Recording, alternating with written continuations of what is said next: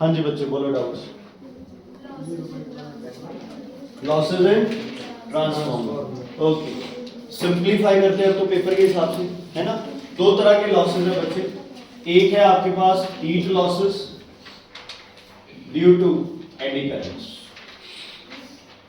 Reverse currents, losses currents वाले, है ना। करंट प्रोड्यूस होगा, या फिर ऐसे कर लो कि करंट है, हीट लॉसेस क्या होते हैं, H proportional to I square RT। तो जो इंड्यूस्ड करंट है ना, क्या है, जो इंड्यूस्ड करंट है, इसकी वजह से क्या होगा, हीट लॉसेस होंगे। क्या होगा इसकी वजह से, हीट लॉसेस होंगे। और अगर इंड्यूस्ड करंट की वजह से हीट लॉसेस होंगे तो ऑब्वियसली बच्चे आपको क्या करना पड़ेगा, उसमें क्या डालना पड़ेगा, कूलेंट। मतलब हम ट्रांसफार्मर में क्या डालते हैं, ऑयल। क्या डालते हैं, ऑयल। ठीक है, ऑयल उसको क्या रखता है, ट्रांसफार्मर को ठंडा रखता है। ठीक है बच्चे, क्लियर है इतनी बात? Yes. ओके। दूसरा लॉस होता है हिस्टेरेसिस। हिस्टेरेसिस किसकी वजह से, हिस्टेरेसिस किसकी वजह से बच्चे, लैग, है ना। Lag in magnetic field, lag in magnetic flux, या आप एक तरह से कह सकते हो वेस्टेज ऑफ मैग्नेटिक फील्ड। इन सब की वजह से जो लॉस है उसको क्या बोलते हैं, हिस्टेरेसिस। मैग्नेटिक फील्ड इधर उधर भी तो जाएगा। मैं इस सामने वाले को मैग्नेटाइज कर रहा हूं, लेकिन अगर यहां कोई चीज होगी मैं उसको भी तो मैग्नेटाइज करूंगा। तो ये सब अवॉइड करने के लिए मेरे और उसके बीच में एक लिंक क्रिएट कर दिया जाता है।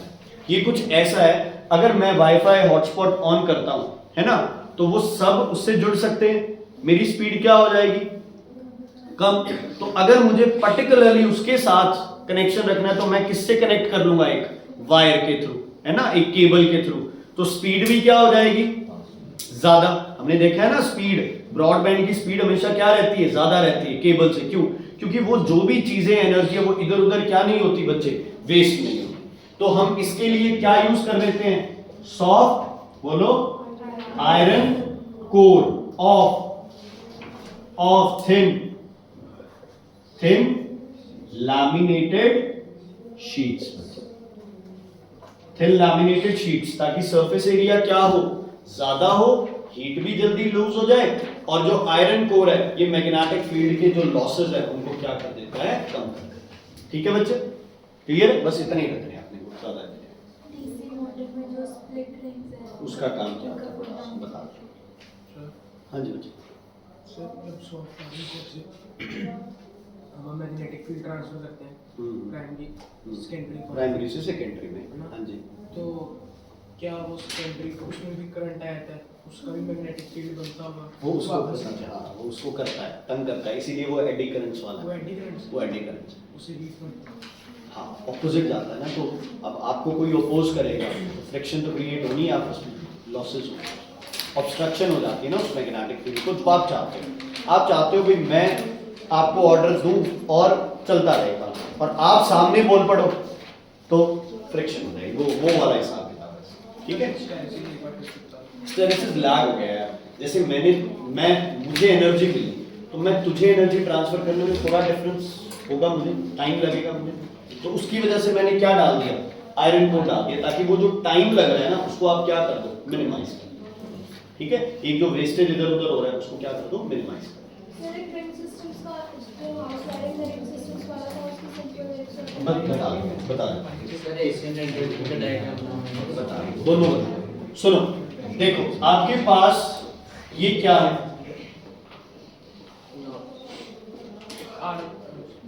मैग्नेट है, इलेक्ट्रोमैग्नेट है, इसको क्या बोलते हैं, आर्मेचर, ऑयल।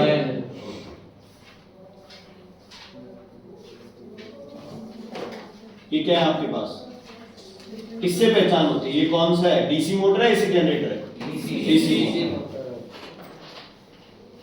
किसको चेंज करेगी, किसको किसमें चेंज करेगी, इलेक्ट्रिकल टू मैकेनिकल, है ना।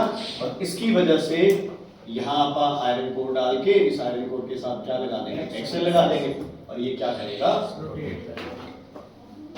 मतलब जैसे मर्जी रोटेट करे, वो मैंने ऐसे ही किया।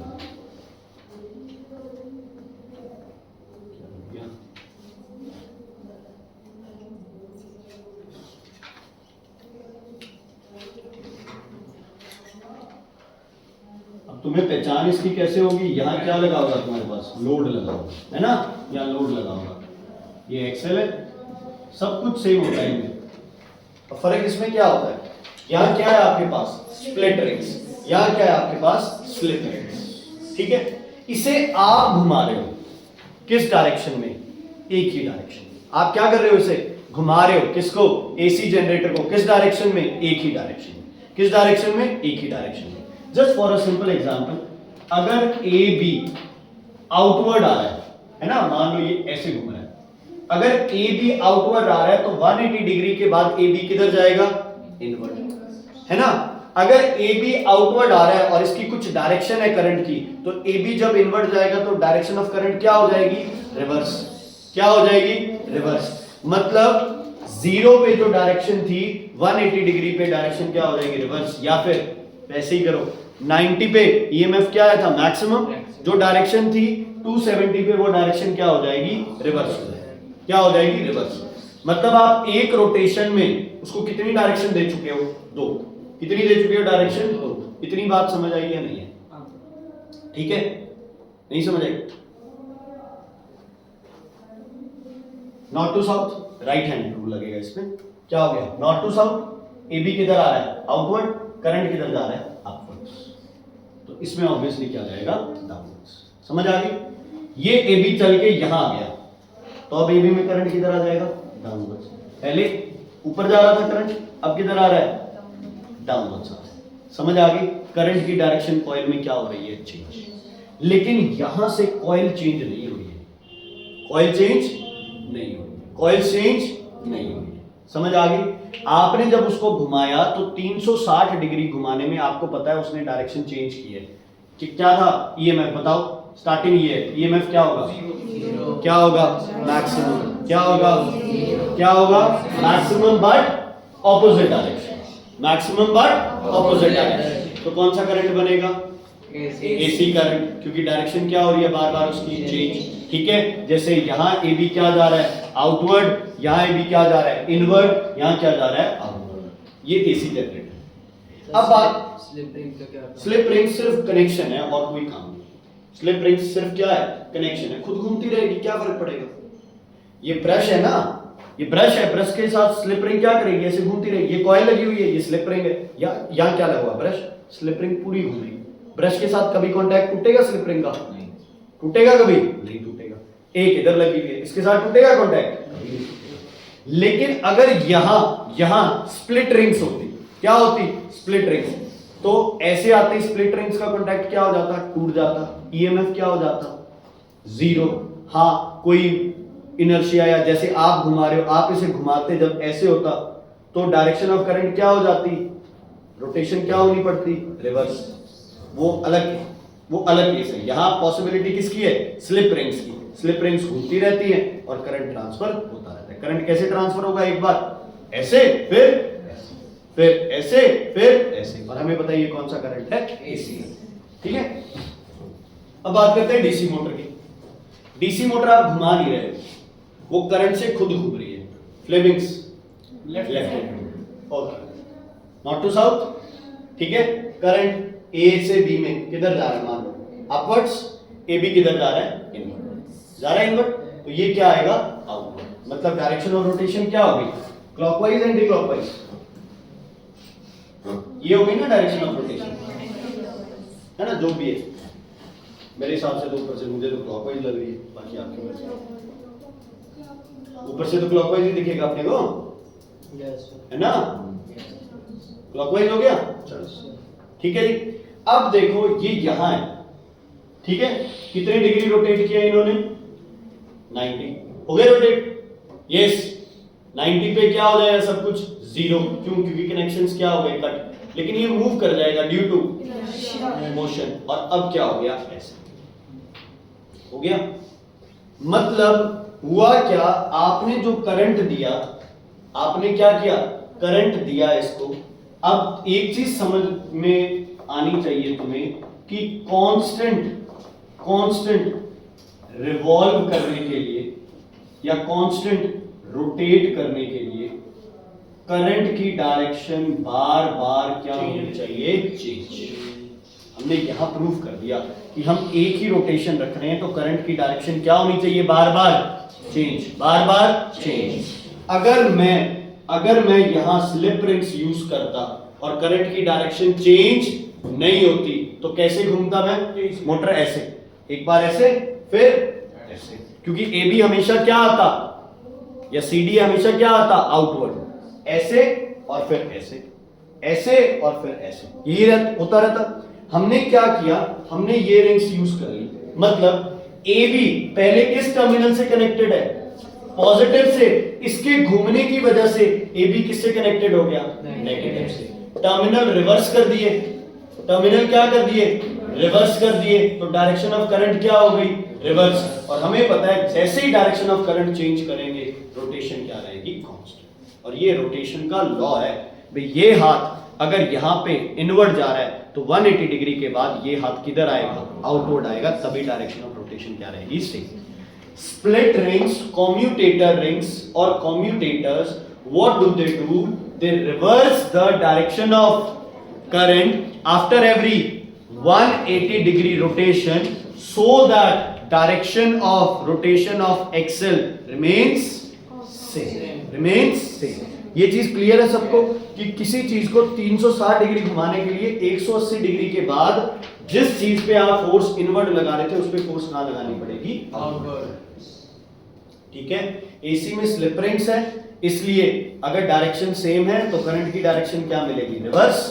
यहाँ पे स्प्लिट रिंग्स है जो कि 180 डिग्री के बाद अपनी पोजीशंस या टर्मिनल्स क्या कर लेते हैं, स्विच, टर्मिनल स्विच कर लेते हैं, तो डायरेक्शन ऑफ करंट क्या हो जाती है, रिवर्स। अगर डायरेक्शन ऑफ करंट रिवर्स रहेगा तो फोर्स भी क्या हो जाएगी, रिवर्स। फोर्स रिवर्स हो जाएगी तो डायरेक्शन ऑफ रोटेशन क्या रहेगी, सेम। ठीक है, क्लियर है बच्चे? हाँ जी, नहीं क्लियर है? हाँ भाई, घुमाने के लिए 180 डिग्री के बाद तुम्हें फोर्स की जो एप्लीकेशन है वो क्या करनी पड़ती है, चेंज करनी। हाँ जी, कैसे इमेजिन चाहिए, ऐसे कर तुम्हारी, वो तो ऐसे लगी ऐसे होती है इसलिए 90 डिग्री पे ऐसे हो जाती है, ऐसे वो मतलब 3D समझोगे ना, तो इसे जैसे ये कॉइल लगी हुई है ना, तो ये ऐसे लगी हुई है, ऐसे आ जाएगी, चाहे इन्हें ऐसे लगा लो, वो मर्जी है, वो कोई कंस्ट्रक्शन नहीं होता। हाँ जी, नहीं इलेक्ट्रोमैग्नेट्स बनाओ, इलेक्ट्रोमैग्नेट यूज कर सकते हो, परमानेंट मैग्नेट यूज कर सकते हो, कोई चक्कर नहीं। इलेक्ट्रोमैग्नेट का थोड़ा फायदा हो जाता है, परमानेंट होगे तो क्यों नहीं रुकेंगे। घूमने के लिए मैग्नेटिक फील्ड के साथ एक चीज और चाहिए, या तो करंट चाहिए या फिर तुम खुद घुमा रहे। मैग्नेट के बीच में कोई चीज रख दोगे तो वो अपने आप थोड़ी घूमने लग जाएगी, उसमें वो दो फैक्टर वो तो आएंगे, या तो करंट पास करे। ये रिंग सिस्टम है बेटा, ये लाइव वायर, ये न्यूट्रल वायर, ये अर्थ वायर, तीनों को थोड़ा सा अलग अलग सिग्निफाई कर देना। ठीक है, एक का बड़ा डॉट, छोटे छोटे डॉट कर देना, एक को बड़ी लाइन कर। हाँ जी, अब लाइव वायर में कनेक्शन करना है तो ये रहे, जैसे छोटा अप्लायंस लगाया, अगर तीनों का कनेक्शन चाहिए तो तीनों कनेक्ट कर दो, ये बड़ा अप्लायंस हो गया। जैसे ये हीटर हो गया तुम्हारे पास और ये तुम्हारे पास बल्ब हो गया, ये रिंग सिस्टम है। मेन लाइन से एक लाइव आएगी, एक न्यूट्रल आएगी और एक अर्थ वायर आएगी। ठीक है, दोनों अप्लायंस एक दूसरे से क्या है, इंडिपेंडेंट है। दोनों के अलग क्या होंगे, फ्यूज होंगे। फ्यूज सही लगाया मैंने? नहीं, फ्यूज किस में लगाना है, live wire. So that when the fuse melts the appliance is disconnected from the high potential live wire, high potential live wire। Sir एक क्वेश्चन था सर कि लाइटनिंग सर्किट में, लाइटनिंग सर्किट में बच्चे जो करंट रिक्वायर्ड होता है वो बहुत कम होता है। पहली बात, पावर कम होता है, लोड कम पड़ता है ना। दूसरा, लाइटनिंग सर्किट को हम फिजिकल टच नहीं करते हैं, तो इलेक्ट्रिक शॉक का कोई डर नहीं रहता। सर लाइटनिंग सर्किट ये बिजली, अब मैं इस लाइट को टच नहीं करूंगा, मुझे इस लाइट से दूर ही रहना है, ठीक है, इसलिए। सर मेरे को लगा बिजली गिरती है उसके लाइटिंग। सर एसी मोटर होती है? हाँ, डीसी जनरेटर भी होता है। एसी मोटर में स्प्लिट रिंग्स की जगह स्लिप रिंग्स होता है। एसी करंट आता है ना, तो वो पहले ही रिवर्स होके आता है, तो स्लिप रिंग्स उसकी डायरेक्शन क्या रहती है, चेंज नहीं करती। ठीक है, सारी जितनी मोटर है अपने घरों में कौन सी है, पानी वाली मोटर क्या है, एसी है। है ना, जो ट्यूबवेल वाली मोटर है सारी की सारी क्या है, एसी मोटर तो बल्कि बढ़िया है डीसी से, एसी की रिपेयर वगैरह सब कुछ इजी हो जाता है। बस एसी मोटर में क्या आएगा, स्लिप रिंग्स आ जाएंगे, क्योंकि डायरेक्शन आप पहले ही उसे करंट तो ऐसे और ऐसे जा रहा है तो वो फिर एक ही डायरेक्शन में घूमती रहेगी, वो आगे है। हाँ जी बच्चे बोलो बोलो। सर बल्ब का स्विच ऑन करते ही हीटर से भी करंट पास नहीं करते। क्यों करेगा यार, हीटर का स्विच ऑफ है, लगाना है ना, स्विच लगाना है, फ्यूज वो तो लगाना है, वो तो मैं वैसे ही बता रहा हूँ।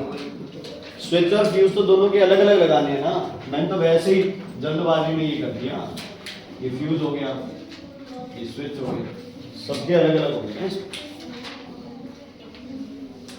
हाँ जी प्रार्थना यही था, यस सर। इंडिपेंडेंट है, रास्ते कितने हैं, 2, वायरिंग एक बार डालनी है, बार बार मेन लाइन से वायरिंग डालने की जरूरत नहीं है, कन्वीनियंट है हमारे लिए। हाँ जी और सर इलेक्ट्रिक बेल यार पूछना चलो आएगी तो करा, पूछता हूँ मैम से पूछता हूँ। सर एक हाँ जी। पीएम जनरेटर से हाउस होल्ड सर्किट तक मतलब तीन सबस्टेशन आएंगे ना? नहीं कोई जरूरी नहीं है। स्टेप आप हाँ ऐसे हो जाए तो ये 11 kV से आप 132, उससे 33, फिर 11 kV और फिर 220 वोल्ट। सर हाँ जी सर मैं कर रहा हूँ। 246 पेज पे 7 क्वेश्चन है। बोलो क्वेश्चन बोलो। A flat coil ABCD is freely suspended between the poles of a U-shaped permanent magnet with the plane of दो यार तो ये क्वेश्चन था याद आ गया। 7 page number 246। A flat coil ABCD is freely suspended between poles of U-shaped magnet with the plane of coil parallel to the magnetic field। ये plane of coil है parallel to magnetic field, ये north ये south, नाम दे रहे हैं इसको A B C और D, ठीक है जी। What happens when current is pass to the coil, तो सबसे पहले तो समझ जाओ ये क्या है ना, चलो अब वैसे ही कर लेते हैं। When current is pass through the coil will start rotating, ठीक है बच्चे okay. When will the coil come to rest? When the current is switched off. When will the couple acting on the coil be maximum? Current 180 sir देखो sir ऐसा 90 degree 90 degree पे maximum होगा ना भाई, अब होगा मैक्सिमम। ईएमएफ का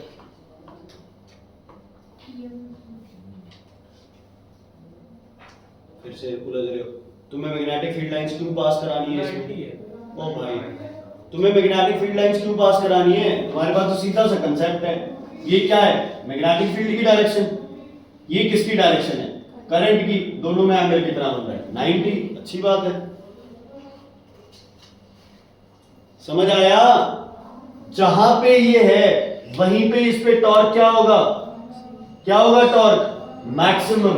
तो आप लिखोगे when plane is parallel to magnetic field, plane किसका of coil parallel to magnetic field, क्या बोलोगे इस time, torque is maximum। Torque होगा तभी तो ये मूव करेगा यार, बिना टॉर्क के कैसे मूव करेगा आप बताओ, हैं? यहां तो टॉर्क होगा इस पे, यस और नो। जब कॉइल ऐसे इससे मैग्नेटिक फील्ड लाइंस पास कर रही हैं, नहीं मतलब है आपको मैग्नेटिक फील्ड लाइंस पास कराने से, नहीं, वो किस में मतलब होता है, एसी जनरेटर में, एसी जनरेटर में। तो यहां कॉइल है, पास करे ना करे अपने को क्या मतलब है यार, है ना। अब ये हो गया प्लेन ऑफ कॉइल क्या है, पैरेलल है, और इधर से मैग्नेटिक फील्ड आ रहा है, दोनों के बीच में एंगल कितना है 90 डिग्री। समझ आ गई, ऐसे कॉइल। अब जब कॉइल हो जाएगा परपेंडिकुलर तो क्या हो जाएगा, क्यों, इनर्शियल वजह से नहीं।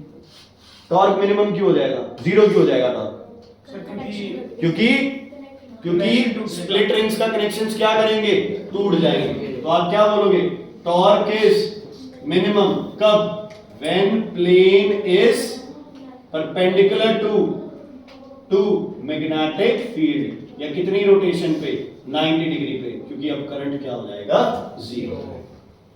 कंफ्यूज मत होना, ये लगता है कि ऐसे कॉइल होगा मैग्नेटिक फील्ड ज्यादा पास करेंगी, नहीं नहीं यार अभी कुछ नहीं है इसमें। यहाँ तो सारा कंसेप्ट ही करंट का है, जब करंट ही नहीं चलेगा तो फिर घूमना क्या उसमें, बिल्कुल भी नहीं घूमना। ठीक है, उसके बाद बस sir page number 2 name the instrument which makes use of this principle. DC electromagnetic induction पे बेस्ड दो इंस्ट्रूमेंट्स बताओ। इलेक्ट्रोमैग्नेटिक इंडक्शन पे, इलेक्ट्रोमैग्नेटिज्म पे transformer and AC generator, transformer and AC generator. अच्छा, स्टेप डाउन में किसमें कॉइलिंग ज्यादा होती है? स्टेप डाउन में प्राइमरी। थिक कौन होगा? सेकेंडरी, क्योंकि वोल्टेज कम होगी, करंट क्या होगा? ज्यादा, हीट लॉसेस क्या होंगे? ज्यादा। तो कॉइल क्या बना लो? थिक। कॉइल क्या बना लो? थिक। हाँ जी, स्टेयरकेस वायरिंग होना चाहिए। स्टेयरकेस और बता दो।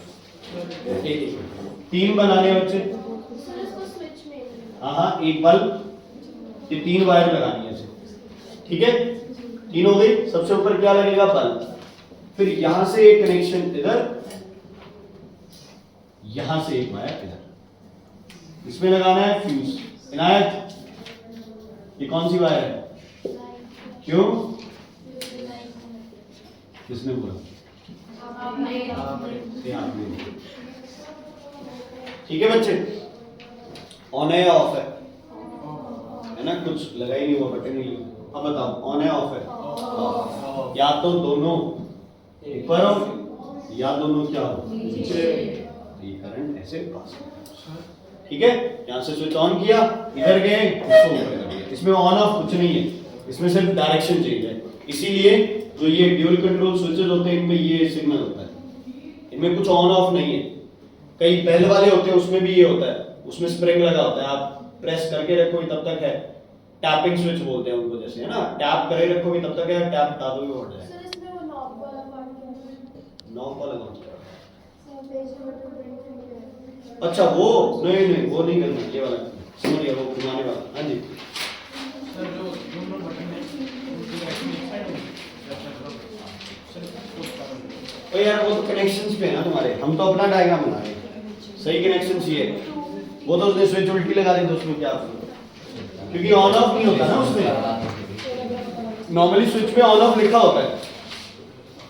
वो जैसे उसने कनेक्शन किया पहले वो ही है। हाँ जी, 59 पेज नंबर 16। ट्रांसफार्मर वाला ये वाला तो इसको अभी मत करो, ये हम लोग ट्राई कर रहे हैं, मैं भी ट्राई कर रहा हूँ, मैं भी ट्राई कर रहा हूँ। थोड़ा सा ना इसमें कोई आपका ऐसा मेथड हो जो कॉमन मेथड बच्चों को आने, ताकि स्कूल और यहाँ पे तुम कंफ्यूज ना हो उस चीज़ में। मैंने पूछ लिया था, यही हो रहा है ना, मतलब दोनों केसेस में कई बार हुआ है ना, बुक के हिसाब से हम भी गलत कर देते हैं उस चीज़ को, क्योंकि आप उसको इमेजिन जैसे कर रहे हैं, बुक हो सकता है उसको ऑपोजिट इमेजिन करो। क्योंकि ना कई बार आपने देखा कॉइल की बात है ना, ये बना होता है ऐसे, एक किसी क्वेश्चन में कॉइल बना के साथ में ना एक तरफ ये बना हुआ है, ये सिग्नल का मतलब होता है ये कॉइल पीछे से जा रही है।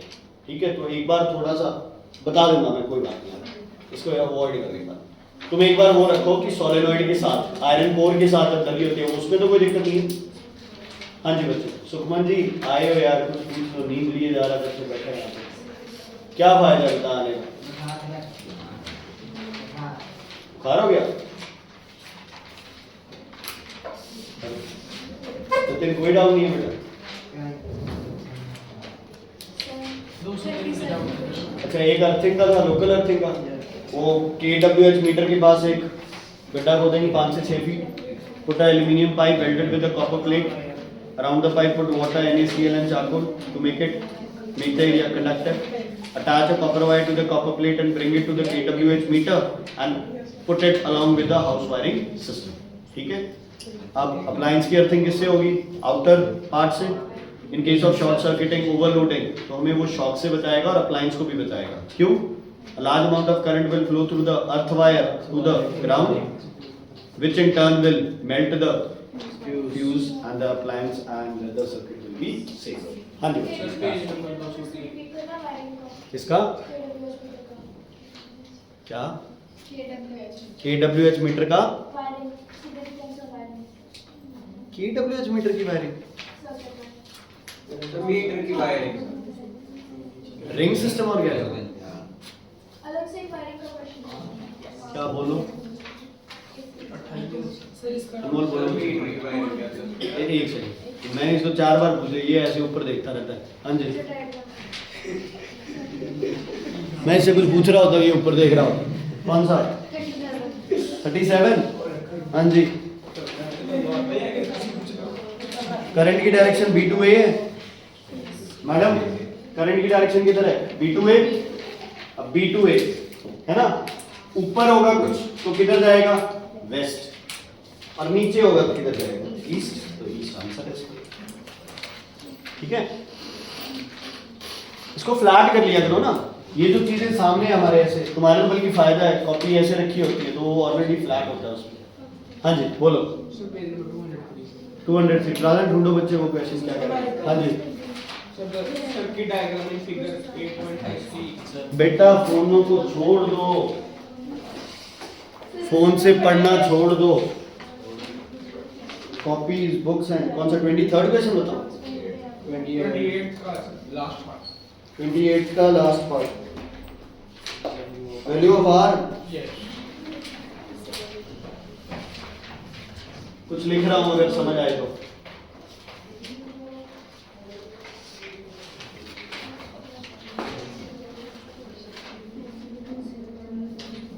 क्लियर है ये? Yes, sir.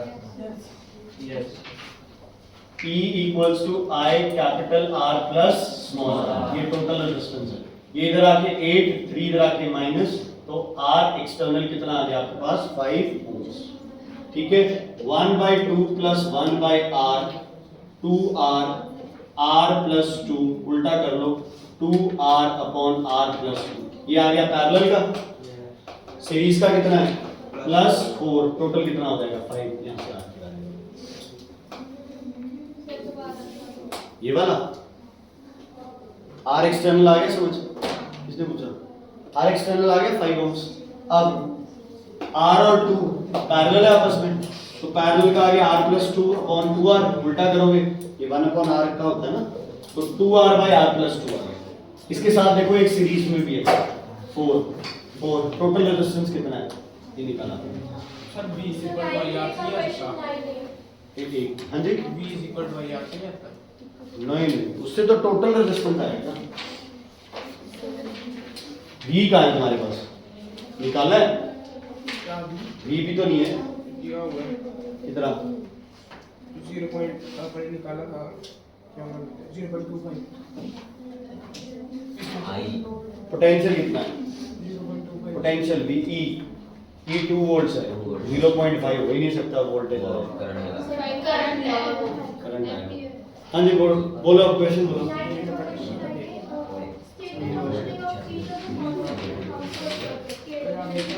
हाँ, KWH मीटर का यूज पूछा है ना, it measures the electrical energy. बच्चे कनेक्शंस कहाँ पे पूछा है? यूज पूछा है ना KWH मीटर का। राइट हैंड थंब रूल, ये वाले।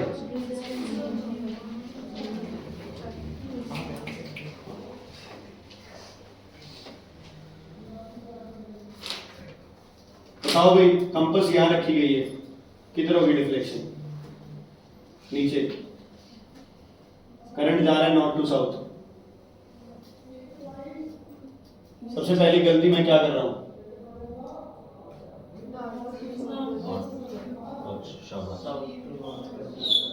नॉर्थ साउथ डायरेक्शन लिखूं पहले, ऊपर क्या आएगा? वेस्ट, इधर क्या आएगा? ईस्ट। अब बोलो, नीचे है तो ये ना ऐसे होगा, नीचे है तो इधर वेस्ट, ऊपर है तो ईस्ट। समझ आ गया? तो ये बोर्ड ऐसे हो जाएगा ना तुम्हारा पूरा, ठीक है? ऐसे रखा, नीचे है तो वेस्ट, ऊपर है तो ईस्ट। ओके, इसी को कर दिया इधर। अब सिर्फ ऊपर है तो ईस्ट, नीचे था तो किधर जा रहा था? ईस्ट, ऊपर हो गया वेस्ट हो गया। नहीं सॉरी, नीचे वेस्ट हो रहा था, ऊपर आ रहा था ईस्ट हो गया। अब यार तुम लोग उस टाइम बोलते कुछ, अब चलो इससे कराता हूं। नीचे वेस्ट कैसे?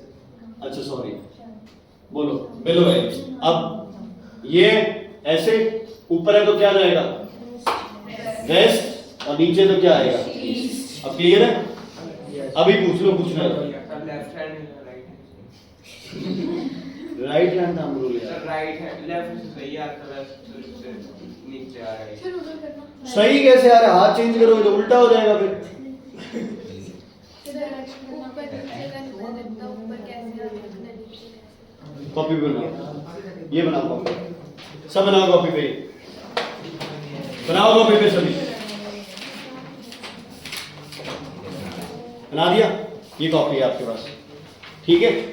ये कॉपी ऐसे करो, राइट हैंड में थंब करो सभी, थंब राइट हैंड में, थंब राइट हैंड हो गया। ये क्या है? ऊपर है नीचे है? इधर, इधर कौन सी डायरेक्शन बनी थी अपनी? वेस्ट, ठीक है? अब इसी हैंड को नीचे लेके जाओ। हाँ, अब इधर किधर बन रही है? ठीक है? एक ऑपोजिट बना लो, ये बना लो, नॉर्थ साउथ। बताओ इधर कंपास रखिए तो सही में कर लेते हैं, नॉर्थ ये साउथ। बताओ इधर क्या होगा? नॉर्थ साउथ, इधर क्या आएगा? वेस्ट, इधर क्या आएगा? ईस्ट। बताओ अगर कंपास यहाँ रखिए ए और ये कंपास यहाँ रखिए बी, मतलब यहाँ नहीं, सॉरी बिलो, इसके नीचे कंपास रख दिया आपने, इसके नीचे रख दी, नीचे नीचे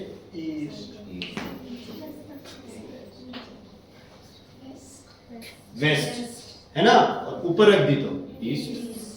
आपको पूरा हाथ ऐसे नहीं घुमाना है भाई, ये है तो इसके नीचे से ऐसे पूरा हाथ नहीं वैसे, बस यही, ये नीचे और ये ऊपर, बस दो ही डायरेक्शन,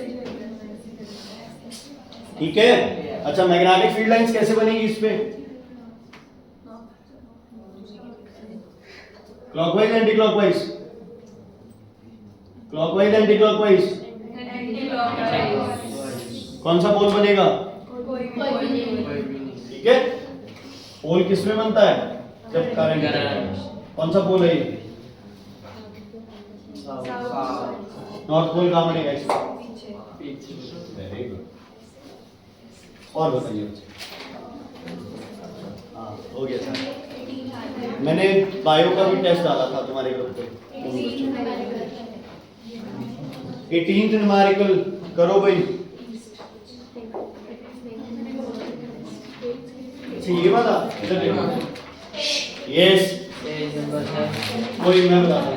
इलेक्ट्रिक केटल है, वोल्टेज है आपके पास 220 वोल्ट्स, टाइम है आपके पास 5 मिनट्स। तुम्हें आदत डली हुई है तो उसी आदत पे रहो। कितने सेकंड्स हो गए? 300 सेकंड्स। चलो, वोल्टेज ड्रॉप कर दी तुमने 200 वोल्ट, टाइम निकालना है, क्या किया जाए? लगाओ दिमाग,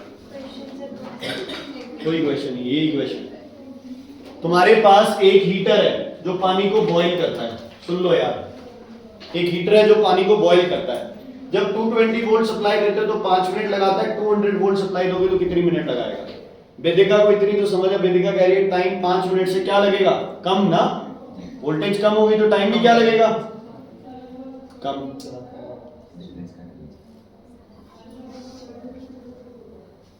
बोलो, या कोई फर्क नहीं पड़ता वोल्टेज में? ज्यादा लगेगा यार, ऑब्वियसली आप उसे एनर्जी कम दे रहे हो, क्योंकि वोल्टेज कम हुई तो क्या कम हो जाएगा उसका? करंट। क्या करंट कम हो जाएगा उसका? करंट। लेकिन क्या चीज सेम रहेगी भाई? मैं फिर से कह रहा हूं, वो जब आप सेम पावर ट्रांसमिट करते हो तब V और I का वो इनवर्स रिलेशन मानना है। यहां तो वोल्टेज कम की तो करंट ऑब्वियसली कम होगा, क्योंकि आप यही तो प्रूव कर रहे हो कि वोल्टेज कम से पावर कम मिली तो टाइम कम लेगा, ज्यादा लेगा। समझ आ गई?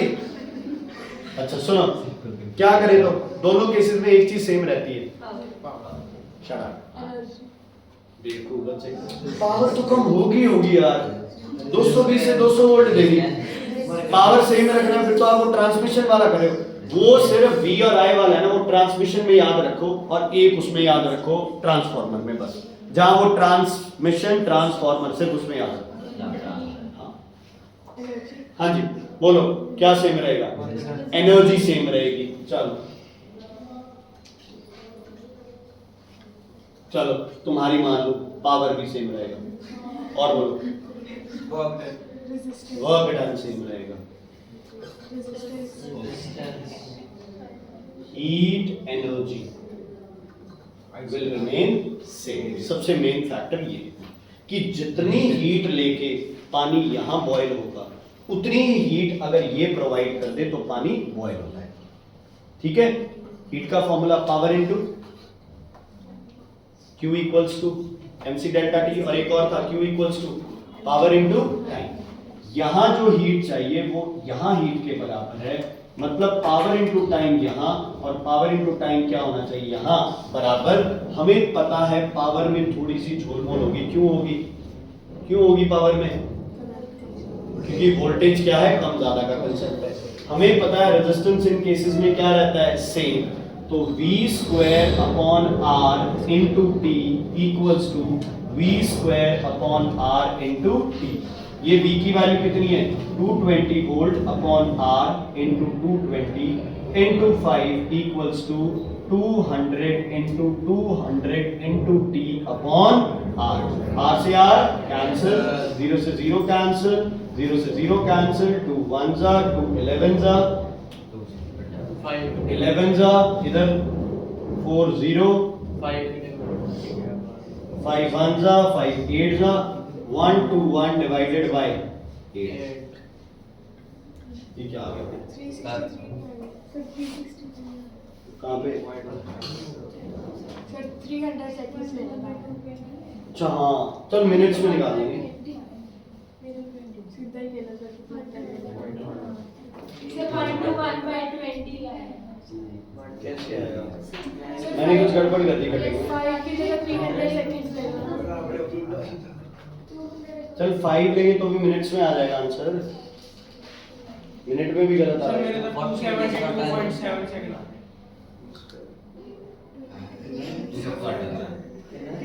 क्या गड़बड़ कर दी देखो।